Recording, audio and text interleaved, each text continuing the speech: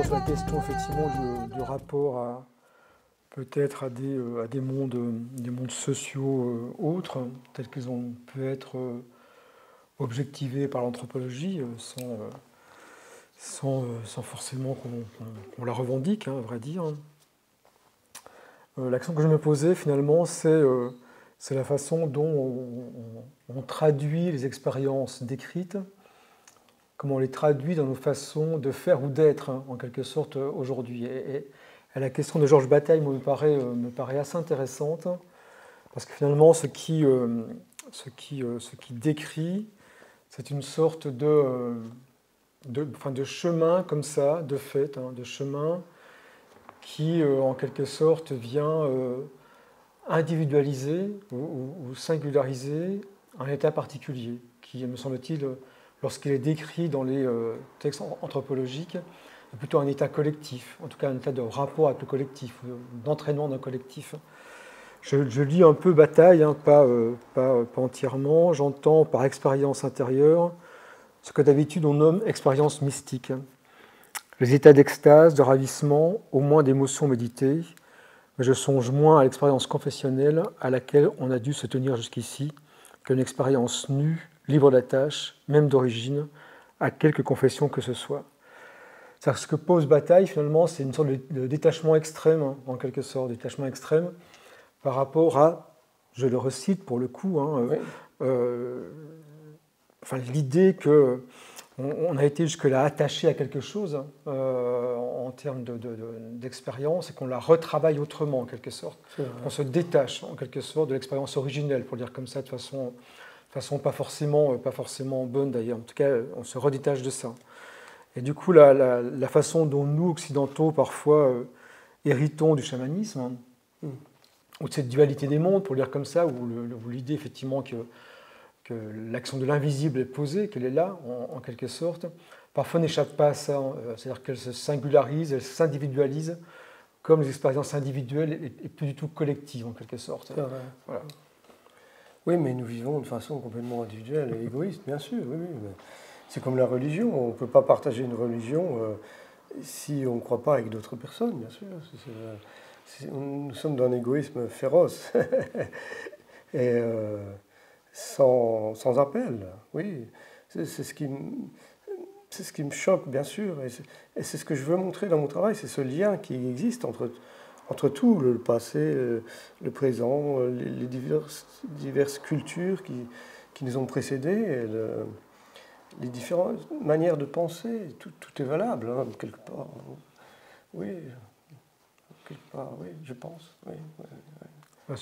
Ce qui fait des parentés, me semble-t-il, hein, même si il faudrait en parler plus avant, ce qui me semble-t-il, fait des parentés avec certains mouvements écoféministes, hein, qui revendiquent la question effectivement de l'héritage de la transe ou de l'héritage du chamanisme, hein, dans un nouveau rapport instauré avec la nature, entre autres. Hein.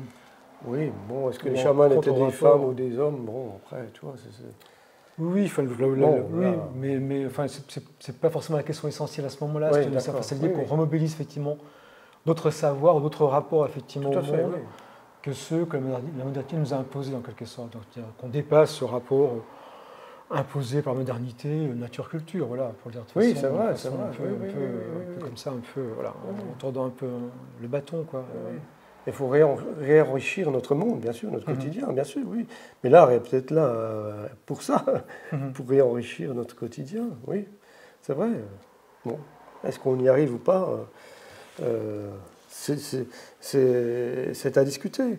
Et tu voulais parler aussi du rapport au temps dans mon travail, parce que tu pensais que c'était plié un peu différemment, on ne ressentait pas le temps. Alors, il me semble avoir lu quelque part ou entendu que ton travail était une sorte de dilatation du temps. Oui.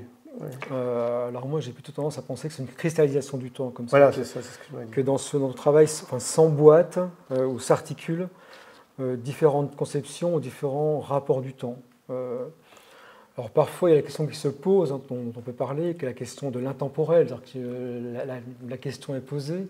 Moi, ce qui me pose question, mais évidemment, on est là pour en parler, se pose la question de l'intemporel, par exemple, se pose la question de l'événement, comment on peint, comment on écrit au sens très général du terme, comment on inscrit finalement ce qu'est un événement, comment ça se travaille, comment c'est possible, comment c'est rendu possible. Et là-dessus, moi, je pense que Jean Genet, par exemple, a écrit des pages, ce sont des très belles pages, dans ce moment extrêmement tragique, hein, qui a été le massacre des camps palestiniens de Sabra et Shatila. Oui, oui. Et son texte, qui a fait date, hein, en fait, commence par un jeu sur le temps. C'est-à-dire qu'il ne commence pas par évoquer le massacre, il commence par évoquer ses liens avec les Palestiniens avant, les moments qu'il a passés avec eux avant. Et après, il passe au massacre. Donc c'est déjà un jeu avec le temps, en quelque sorte. La photographie ne saisit pas les mouches, ni l'odeur blanche et épaisse de la mort. Elle ne dit pas non plus les sauts qu'il faut faire quand on va d'un cadavre à l'autre. Oui. Oui, non, c'est très beau, mais rapport à mon travail. Le rapport à ton travail, moi je pensais finalement sur la question de l'événement ou du moment. Est-ce que dans ton travail, la question de la transe, ou du moment de la transe, du moment de transe que tu as pu vivre, oui. Enfin, comment ils sont présents, comment ce temps-là tu le rends présent? Ben, je le rends présent en montrant la fusion qu'il y a dans les trans, parce qu'il y a ce don d'ubiquité. Bon, c'est pas vraiment, c'est quand même toujours linéaire, le cerveau pense toujours de. Mais bon, à un instant donné, tu es en Afrique, l'instant d'après, tu es en Sibérie, après tu te transformes en tigre, après tu es dans une baleine au milieu de l'océan. Donc c'est partout à la fois, quoi.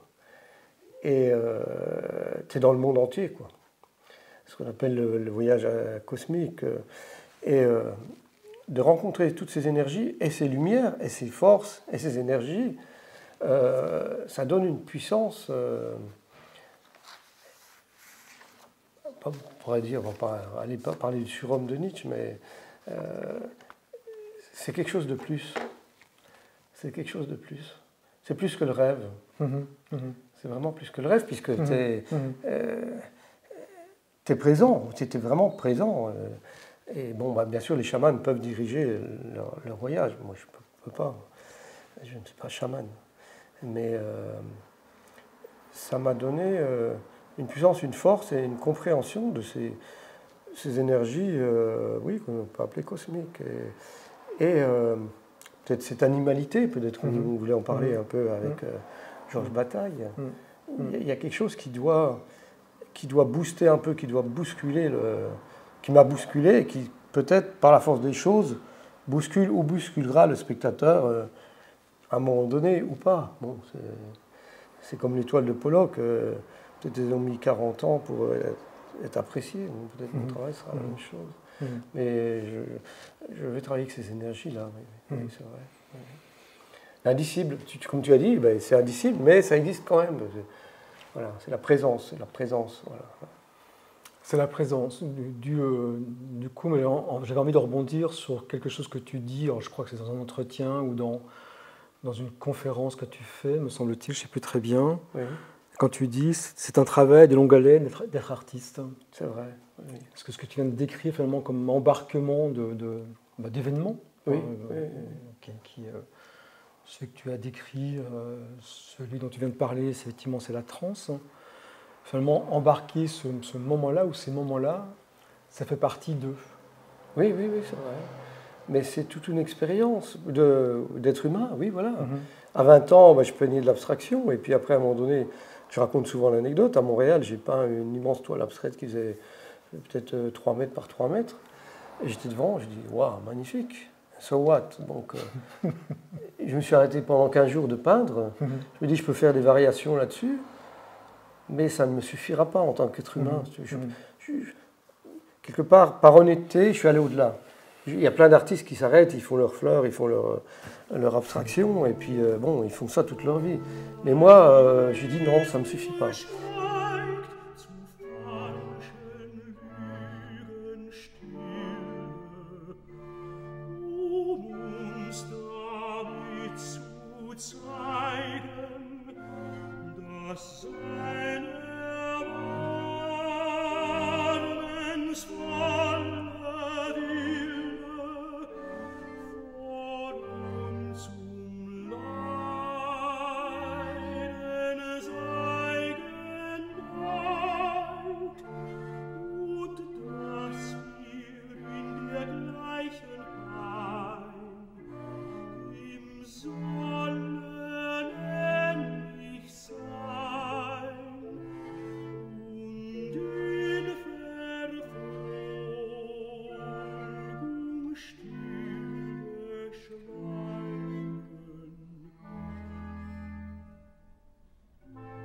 il y a une deuxième chose qui m'a un peu forcé à aller plus loin, c'est-à-dire qu'au Metropolitan Museum, il y a toujours les pôles ASMAT.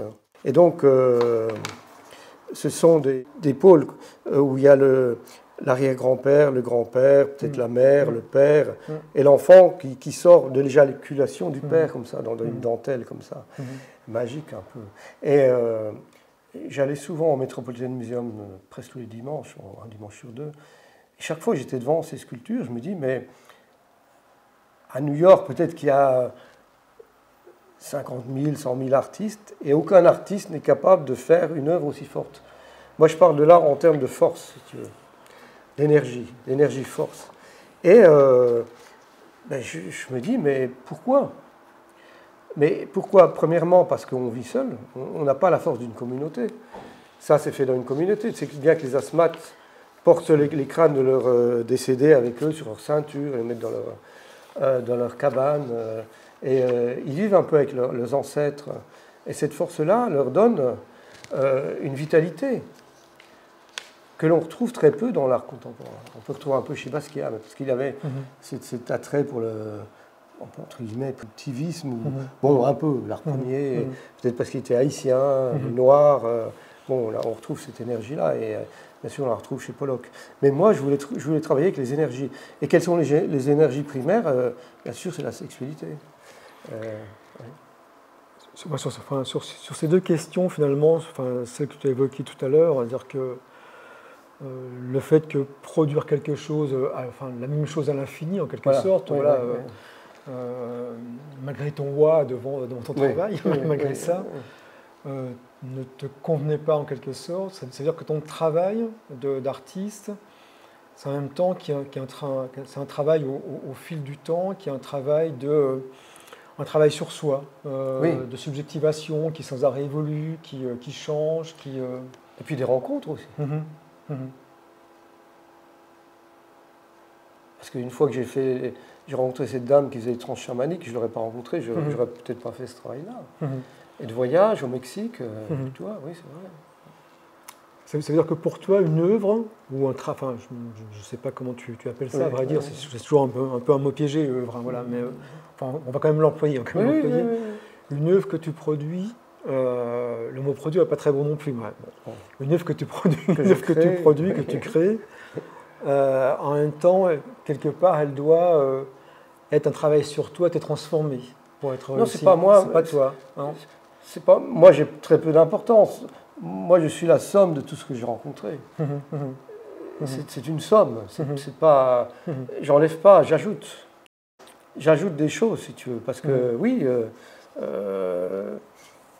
C'est un ajout, oui. Je glane des choses et je les mets dans mon travail parce qu'elles m'interpellent.